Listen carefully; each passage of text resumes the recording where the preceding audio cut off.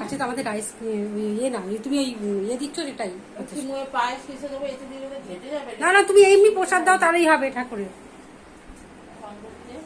খুব সুন্দর সাজানো হয়েছে গো।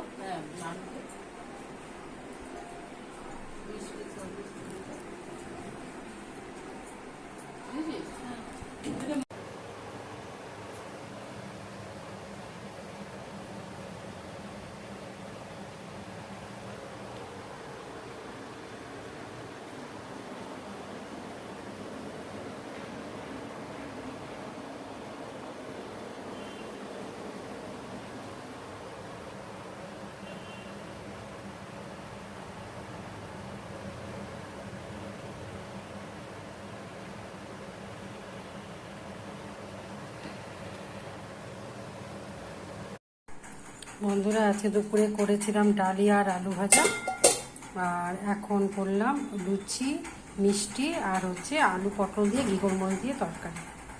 ব্লগটা কেমন লাগলো জানাবেন, লাইক সাবস্ক্রাইব করবেন, সুস্থ থাকবেন, সাবধানে থাকবেন।